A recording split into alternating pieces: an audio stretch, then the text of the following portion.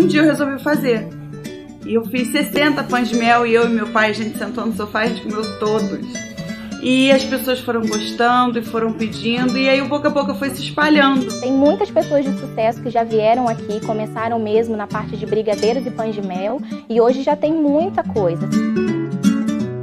Faça parte você também desse mundo de oportunidades. Vem pra Nova Mix.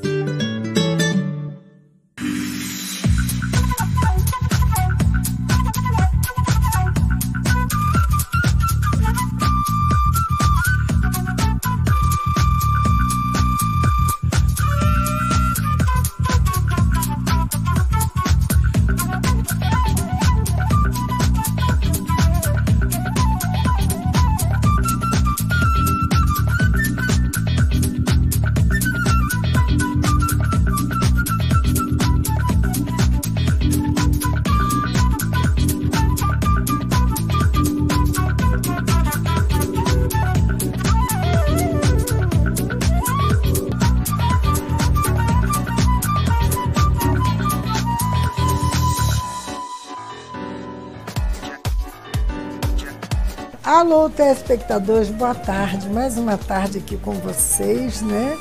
Essas tardes maravilhosas que nós estamos tendo em Friburgo, né? Isso é muito bom. Vamos ver até quando, né? Vou ter meu convidado hoje, uma pessoa muito querida, muito conhecida da nossa cidade, da família, né? Uma família muito conhecida, uma família que só engrandece a nossa cidade. É o Juvenal Kondak, friburguense, casado, morador do Campo do Coelho. É bacharel em Ciências Contábeis e Administração de Empresas, com graduação em Turismo. Olha só, olha, tinha que ser nosso secretário de Turismo, hein? Ia dar uma virada nessa cidade. Ei, Juvenal, boa tarde. Boa tarde, Marli. Juvenal, vamos aproveitar a sua experiência, né, e conhecimento na área e falar um pouco sobre a pandemia e suas consequências no mundo, no Brasil, em particular, sobre a administração de Nova Friburgo. Mas primeiro eu quero te dar boa tarde, né, que eu te atropelei agora. Boa tarde. Boa tarde, Marli. Prazer enorme estar aqui outra vez. Pois com é, você, mas desde o ano passado. Sempre que vocês convidar, a gente vai dar um jeitinho. Pois é, desde o ano passado, né? Você está ótimo, Juvenal. O que você andou fazendo? Olha, você eu está bem, está com aparência boa, está bem disposto. Pois é, isolamento social no sítio é diferente. Pois é. E com a família junto, né? E com a coisa família melhor. Junto, isso é verdade. Ou seja, a gente não sente tanto esse isolamento como se a gente estivesse num apartamento na cidade. Ah, né? sim, lá, então, você no meio daquilo tudo, aquela plantação maravilhosa. A gente realmente tem, praticamente a gente não sente tanto. E eu, Marli, depois da campanha, em que eu tive rodando Friburgo, aí, conversando, falando, obrigado, né, com todo mundo. Terminada a campanha, eu fiquei realmente quietinho no meu lugar lá no sítio. Se recolheu, né? Eu só saio em último caso, né, para fazer uma compra, alguma coisa específica. Lógico, mas né? fora isso, não. É isolamento social. E lá a plantação, como é que está? Muito bem, tempo bom. Deu bastante calor esses dias, agora choveu. Então, nós estamos com um clima ideal para ter uma produção muito boa no distrito como um todo, né? Um distrito que... A festa do morango é quando? Pois é, a festa do morango, todas as festas, né? E provavelmente não vão acontecer esse ano, né? Será? Mas é quando, né? Maio? Pois é, mas mesmo assim... A gente vai depender da questão do controle do vírus do Covid, né? E como a vacinação no Brasil e aqui em Friburgo ainda está meio atrasado, o carnaval já foi suspenso, né? pena. Você imagina que todas as festas, eu acredito que até o meio do ano, julho, agosto, o Festival do Chocolate, provavelmente nós não vamos poder fazer esse ano.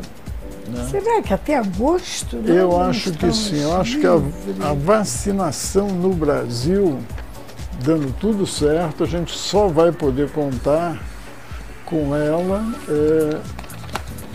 no segundo semestre. E mais para o final do ano do que para o início do ano. É mesmo?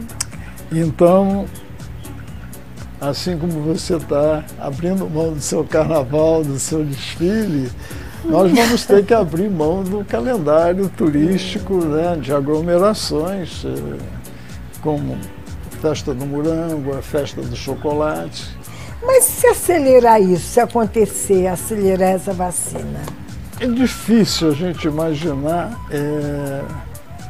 que a gente vai conseguir vacinar pelo menos 60%, 70% da população em tempo que dê para você liberar um festival que reúne 10 mil, 15 mil, 20 mil pessoas. Muito difícil. É melhor a gente nos deixar a coisa para o próximo ano. Deixa acontecer. Vamos torcer para que a vacina venha, que seja um sucesso e que a gente consiga então fazer uma grande recuperação, né, do calendário turístico, até da nossa forma de viver, do nosso relacionamento com as pessoas, com a forma de estudar. Abraços, né? Sem tanta falta. Então, com a forma de trabalhar, de poder ir para o escritório, a forma de estudar, de poder ir para o colégio, quer dizer, tudo isso está aí sofrendo uma transformação muito grande. Eu acho que nada vai voltar a ser da forma como nós tínhamos antes, mas eu acho que a gente vai ter uma grande recuperação no ano que vem. Então vamos nos cuidar, vamos tomar a vacina. Porque a vacina tem a segunda dose, né? Pois é, são 2 doses, intervalo entre uma e outra, depende do tipo de vacina que você toma, né? E um dia desse eu estava vendo um médico falando na televisão que nós vamos tomar essa vacina todo ano como se toma a vacina da gripe. É isso mesmo? Na verdade, eles falam inclusive que o período de imunização não seria muito longo, não. Eles estão falando no início, em 6 meses. Quer dizer, você toma uma vacina e daqui a pouco você tem que tomar outra. Puxa. Né? Nós vamos ver agora então tomar vacina. Pois é, aí você tem... infelizmente é isso, até porque você tem um vírus, eu não sou médico, eu não sou da área, mas a mutação dos vírus, ele vai se transformando, né? Então, de tempos em tempos, você vai ter um vírus novo que você vai ter que tomar vacina para se proteger, né? Exatamente. Mas vamos torcer. Vamos deixar, vamos entregar o futuro aí, sabe. Exatamente. Não adianta se precipitar, ficar já sofrendo, né? Exatamente. Por antecipação, não. Aqui, agora, falar muito que esta pandemia, ela foi provocada pelos chineses. Você acha isso verdade? Teoria da conspiração, né? Na verdade, quando você olha o que está acontecendo na economia do mundo, você observa que realmente quem está se saindo melhor em tudo isso é o chinês.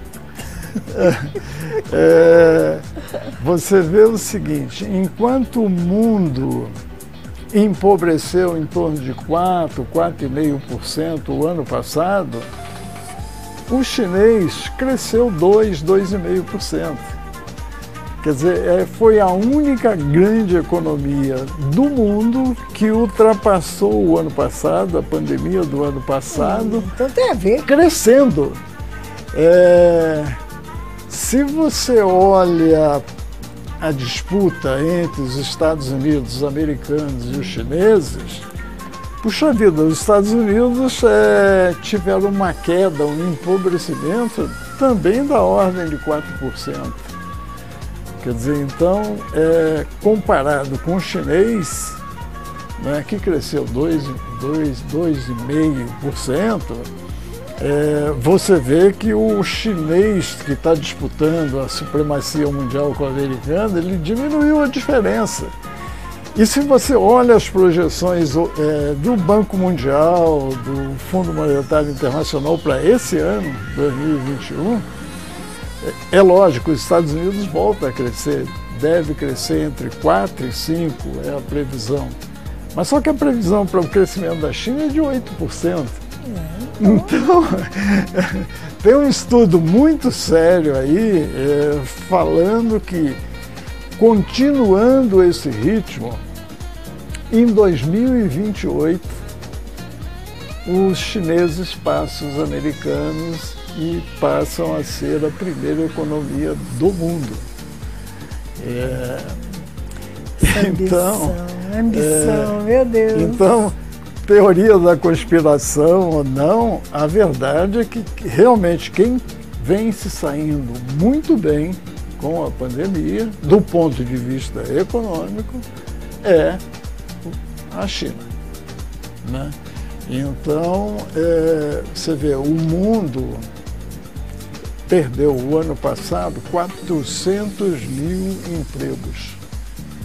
Ou seja, pessoas que estavam no mercado e que deixaram de trabalhar em função de todos os problemas causados pela pandemia. 90 milhões de pessoas voltaram para aquela linha de pobreza, quer dizer, estavam melhorando, voltaram para a linha de pobreza que a ONU define que são pessoas que recebem menos de $2, quer dizer, R$12 por dia. Então houve efetivamente um empobrecimento do mundo em geral e na China eles conseguiram se manter crescendo e com uma perspectiva muito boa. Então, realmente... Está provado, né? Realmente... você não pode provar que veio nada de lá, nem eu acredito, não quero acreditar nessas teorias de conspiração, mas a verdade é essa. Nua e cruamente, o grande beneficiário até o momento da pandemia, do ponto de vista econômico, é a China. E foi mundial, né? Foi. Aí, exatamente, mundial. E o grande adversário, os Estados Unidos, né, esse está perdendo terreno, esse está perdendo espaço. E está perdendo espaço em tecnologia, até no nível educacional da população, que o chinês está muito atento, está investindo muito nisso. Quando se faz um teste internacional entre alunos, geralmente você encontra os chineses em primeiro lugar e os americanos lá em 12º, 13º. E pena que o Brasil sempre aparece nas últimas posições. Nas últimas, impressionante. Então, o quadro não é muito bonito. As coisas mudaram muito, né?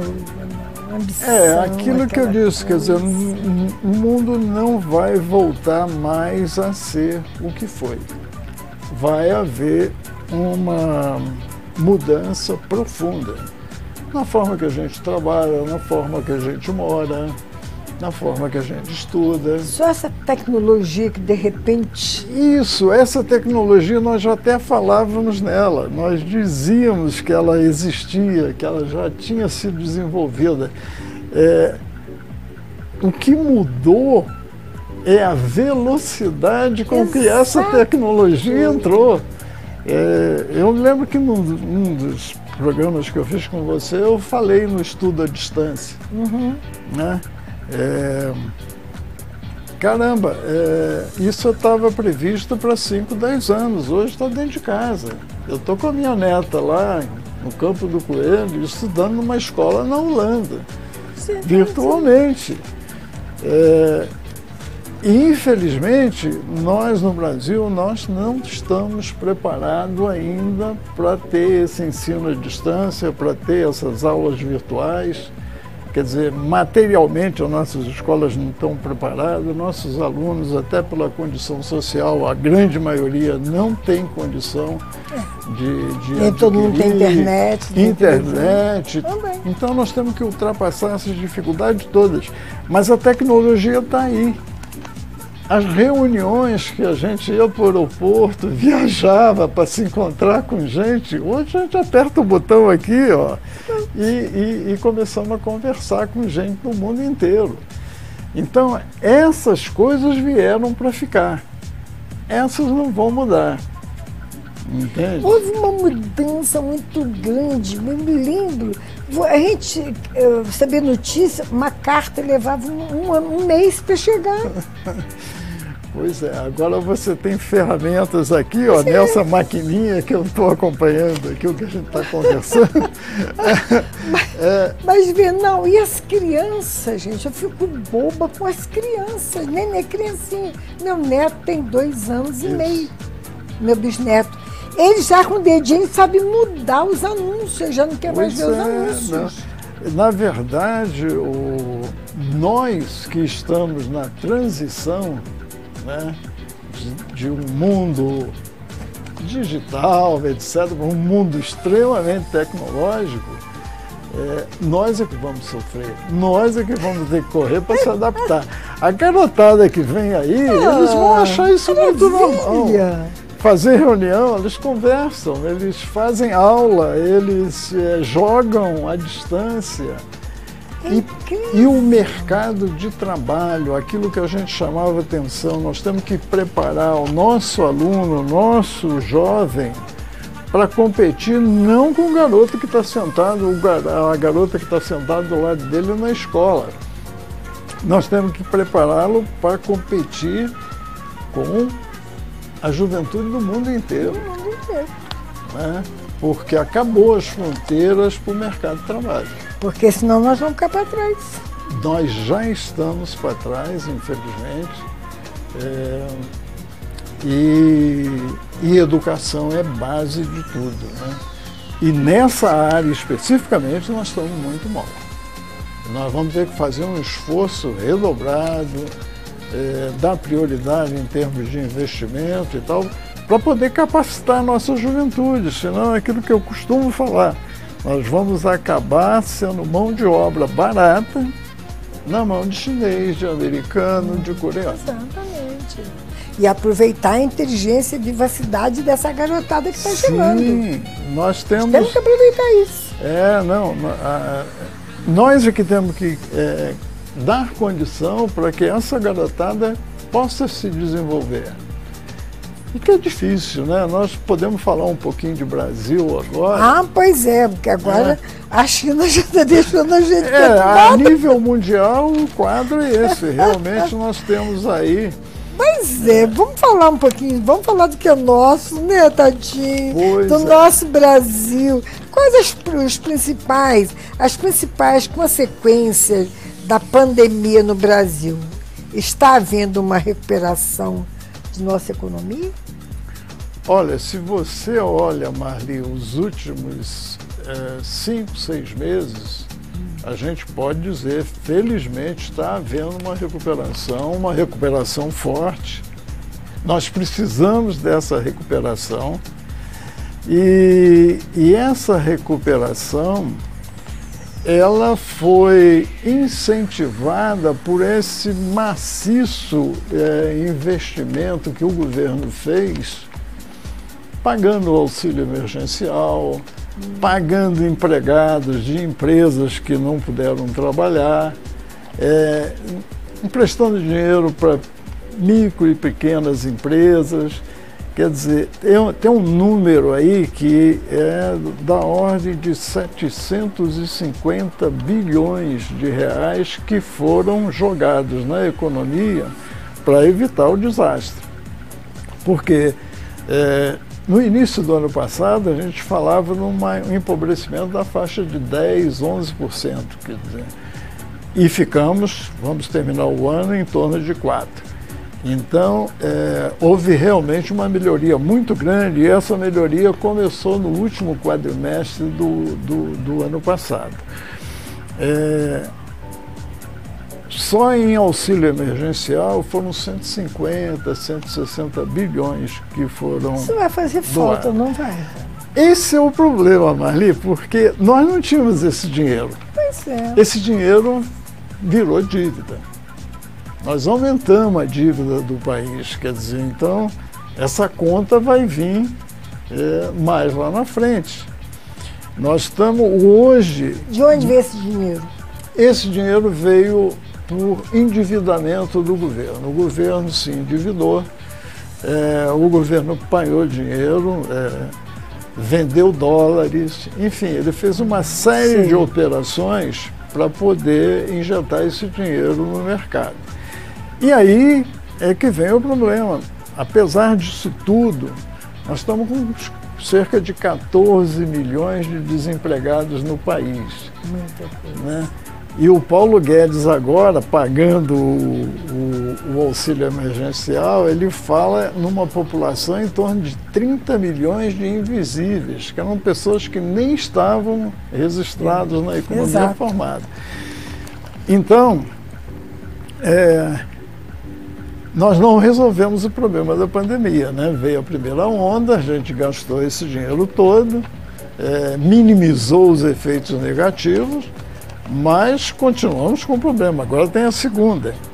Então a gente tem que torcer muito para que realmente a vacinação funcione, que a gente consiga interromper isso. Por quê? Porque já há pressão, e muito forte, em cima do governo, no sentido de se prorrogar o pagamento desses auxílios, etc. E essa população realmente depende, né? Nós temos um agravante aqui no Brasil, que a inflação está baixa, a inflação oficial ficou em 4,5% o ano passado, mas a inflação para os mais carentes, para os mais pobres, ela foi muito maior.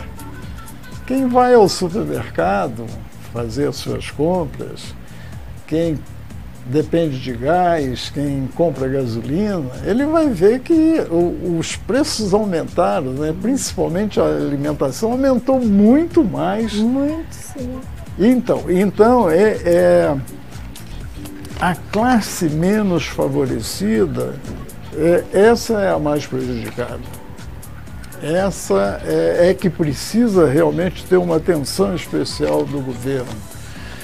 Então, nós estamos realmente num impasse, porque se o governo abre a mão e começa a distribuir dinheiro via esse programa emergencial, a pergunta é quem vai pagar a conta e pagar como depois, né? Exatamente.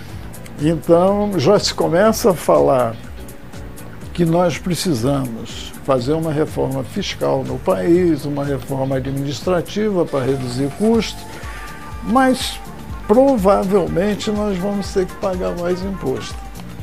É a única forma vai cair para a gente, vai sobrar para nós. Vai cair naquela classe média alta que consegue ainda sobreviver nesse processo todo. Eu não sei se você ouviu, eu ouvi ontem que tem, vindo pela televisão, que tem não sei quantos milhões na Caixa Econômica que as pessoas não foram retirar.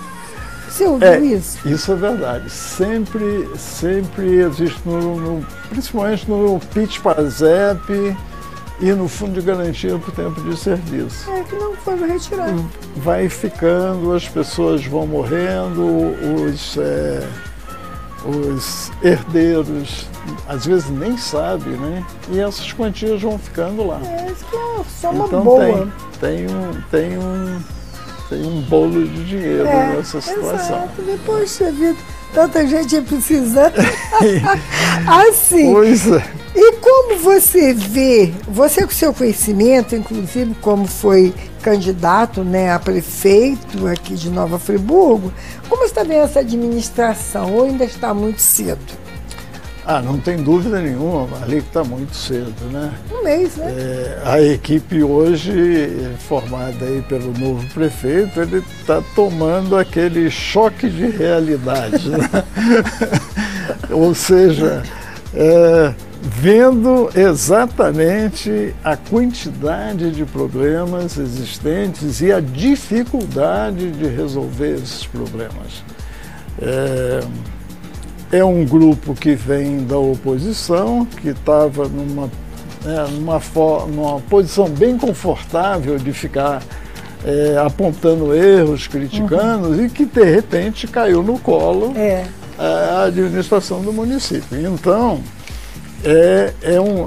tem esse período inicial aí, que é esse choque de realidade que a gente chama, né? A gente pode comentar alguma coisa do que está começando a acontecer, mas eu diria que está faltando transparência, Marli, principalmente na questão da transição do governo anterior para esse governo. A equipe de transição não esclareceu convenientemente a população com informação do tipo: quanto de dívida o prefeito anterior deixou? Quanto que esse prefeito recebeu de caixa do governo anterior? Quer dizer, quanto deve, quanto tem em caixa? Quais as licitações que estavam em andamento? Como é que estava o estoque de medicamentos, o estoque de material? Quer dizer, eu acho que faltou da equipe que fez essa transição, provavelmente na área de comunicação, faltou colocar isso para a população, porque o governo novo, ele tem apoio popular. Todo mundo está torcendo, eu estou torcendo, claro, você está torcendo, lógico. Todo mundo está querendo que dê certo. Que é Friburgo. E eu acho que transparência é fundamental. Então, eles tinham que vir a público e colocar agora a realidade. Como é que recebeu e como é que eles pretendem tocar. Né? Então, acho que faltou já de estalo transparência, comunicação com a população nesse sentido. Falou-se muito que existia um rombo na folha de pagamento, 200 milhões, que eram... Mas ninguém explicou nada, ninguém veio a público agora mostrar. Onde é que está esses 200 milhões? Isso é rombo? O que é isso? Então, transparência é fundamental, vai ser fundamental para o sucesso do governo. O problema de Friburgo continua, né? O grande problema continua sendo a saúde, né, Mara? Saúde, saúde e saúde. Estamos gastando muito e estamos recebendo em troca um serviço que não agrada a população. Não. No fundo disso tudo, né, lógico, tem várias coisas, mas o Hospital Raul Sertã está no foco, né? É ali que o pessoal... É a pedra no caminho desse prefeito, desse político. Eu acho que nós temos que nos convencer, Marli, que o Hospital Raul Sertã está no seu final de vida útil. Ele já não suporta mais atender Friburgo e 14 municípios no entorno. Não tem como, gente. Aquilo é um hospital que a gente teve, era um hospital modelo há 30, 40 anos atrás, né, uma maternidade assim, primo. Eu trouxe a minha esposa para Friburgo para ter as nossas duas filhas, porque era realmente alguma coisa fora do ponto da curva, né? Então, isso foi sendo ampliado, feito puxadinho para um lado, para o outro, ocupou aquele terreno todo. A General Osório virou realmente um centro urbano. O hospital tem problemas de layout, hoje tem rampa, tem elevador, é difícil trabalhar lá dentro. Você tem problema de eletricidade, de instalações hidráulicas, enfim, manutenção muito difícil e não aguenta mais. Quer dizer, então nós tínhamos que pensar como sociedade friburguense em brigar politicamente para conseguir verba para um novo hospital.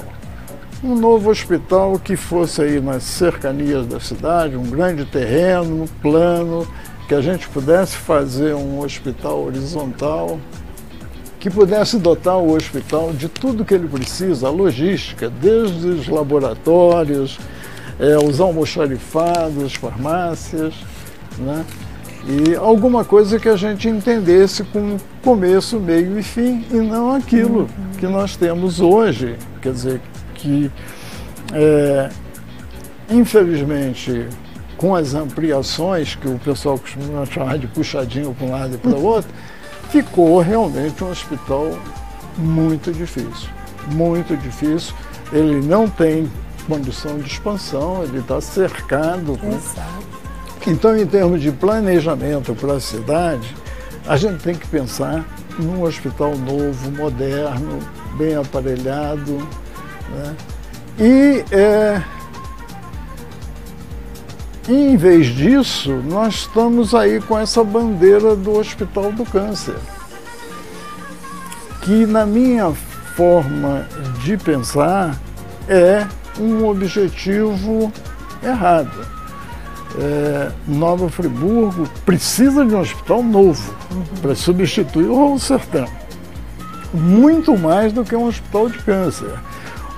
Não que o hospital de câncer não seja necessário, nós precisamos realmente, mas nós podemos resolver o problema dos pacientes de câncer montando aqui uma clínica oncológica, porque o grande problema do paciente de câncer não é a cirurgia. A cirurgia, nós temos vários hospitais aí nos arredores, e principalmente no Rio de Janeiro, que pode fazer a cirurgia. O problema é o tratamento pós-cirúrgico, é a radioterapia, é a quimioterapia, entendeu?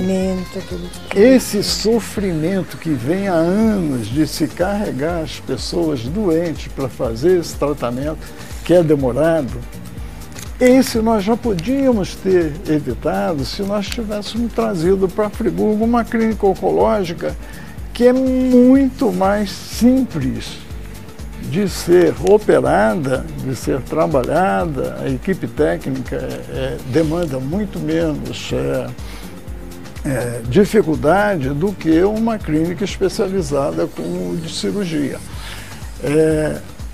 Então, se nós pensarmos num futuro hospital moderno, etc., esse hospital pode ter junto uma unidade, uma clínica oncológica.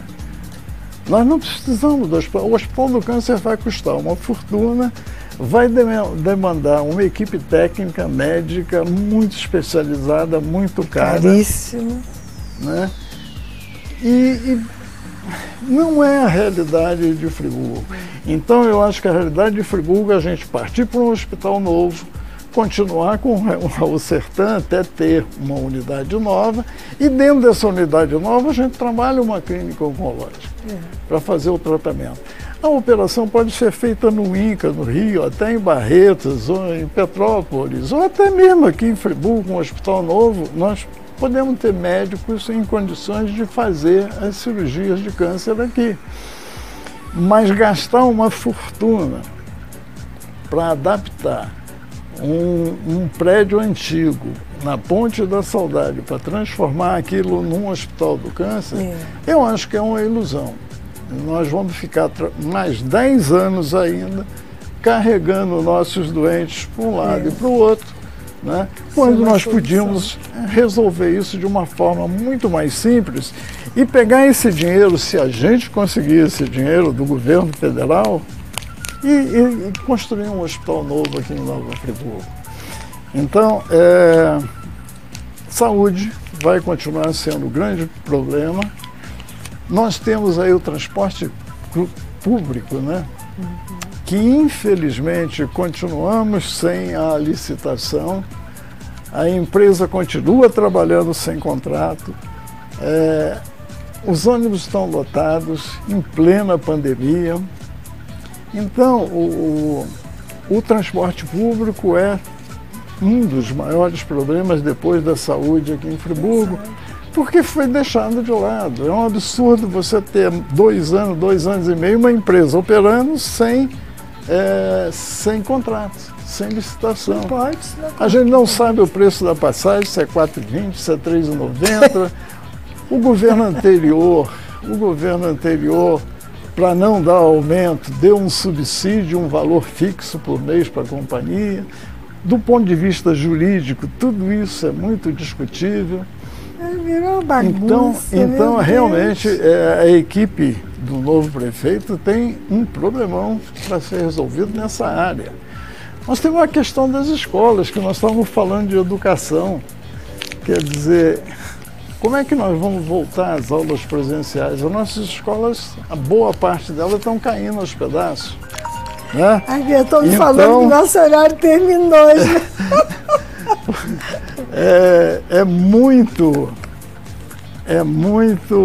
Muito difícil a gente pensar nas aulas virtuais aqui, porque também não estamos equipados com internet, com computadores, com condição.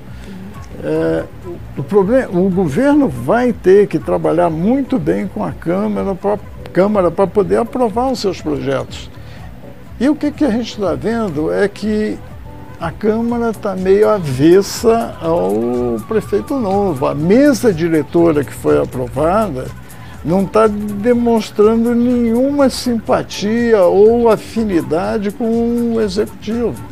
Eles já entraram para uma questão quase que de briga e de confronto. Então, sim, a gente vai ter, ou vai ver, essa equipe de governo tendo que trabalhar muito para produzir resultados, e não vai ser fácil levar esses 4 anos aí. Eu principalmente não posso, eu estudei, eu acompanhei, eu já trabalhei lá dentro, vai ser muito difícil. E nós vamos ter que dando as mãos a esse grupo, não é? Um grupo que chegou lá de uma forma excepcional, porque ele chegou lá sem coligação política, sem apadrinhamento com grandes empresários, quer dizer, ele chegou com liberdade e independência para nomear uma equipe. Isso é uma situação ideal para quem é eleito, né? Então, vamos torcer e vamos trabalhar junto com a equipe para dar certo. Para dar certo. Nós precisamos, Friburgo precisa, os problemas são gigantescos e a gente realmente tem que ajudar esse governo a ter um bom desempenho. Mas se Deus quiser. Pois é, nosso horário terminou, nosso papo estava tão bom. Você tem que vir mais vezes. Pois a gente começa, a gente quer falar do mundo, quer falar do Brasil, quer falar de Friburgo. Quando a próxima vez que você voltar, vamos falar só daqui dos nossos problemas. Dos nossos problemas e soluções. Exato. E que, se Deus quiser, já vamos ter mais soluções do que problemas. Se Deus quiser. Eu estou à disposição. Né? Eu gosto de Friburgo, eu gosto do... Então tá ótimo. E às vezes a gente até é mal interpretado quando a gente fala da dificuldade de resolver os problemas de saúde de Friburgo, quando eu digo que a gente está errado nessa linha de querer um hospital do câncer, quando a gente podia estar reivindicando outras coisas, quando eu defendia e continuo defendendo o ensino à distância, internet nas escolas, e às vezes o magistério olha para você, mas a pandemia está aí para mostrar que realmente a gente tem que... Mas nós vamos resolver, se Deus quiser. Você pode despedir dos nossos espectadores? Ok, Marli, e você que está nos assistindo aí, obrigado pela atenção. E Marli, sempre que você quiser, realmente fala, eu vou te chamar, porque assim você tem história. Vamos, isso que você falou me estimula muito. Vamos discutir Nova Friburgo. Vamos sim. Eu acho que a gente precisa, efetivamente, a sociedade civil organizada de Friburgo realmente tem que fazer parte dessa discussão. Vamos sim. Tá? Inclusive, eu vou chamar você para fazer uma matéria no jornal, na minha coluna. Tá bom, podemos escrever para lá, mais ou menos sobre os tópicos. Escrevendo você pode elaborar um pouco mais o pensamento, estender um pouco mais o assunto. Isso é ótimo. Mas telespectadores, até a próxima, se Deus quiser, até o próximo convidado. E vamos, né, se Deus quiser, aguardar os acontecimentos, né? E sempre usando a máscara e o álcool em gel e aguardar, pedir a Deus que essa vacina já chegue pra gente, não é isso? Exatamente. Então, beijo muito grande para vocês, Venal, muito obrigada, tá? Obrigada mesmo. Um beijo lá na sua família, tá bom? E até uma próxima, se Deus quiser. Tchau! Um abraço.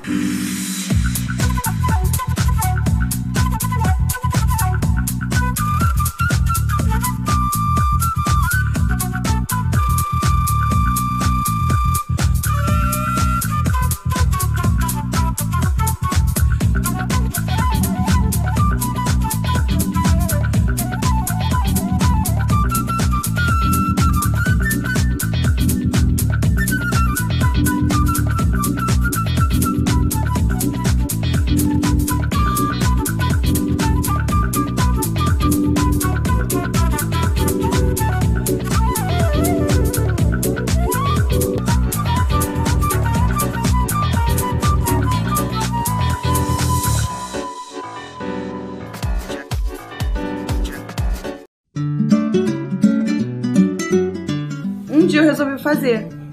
E eu fiz 60 pães de mel e eu e meu pai, a gente sentou no sofá e a gente comeu todos. E as pessoas foram gostando e foram pedindo, e aí o boca a boca foi se espalhando. Tem muitas pessoas de sucesso que já vieram aqui, começaram mesmo na parte de brigadeiros e pães de mel, e hoje já tem muita coisa. Faça parte você também desse mundo de oportunidades. Vem pra Nova Mix.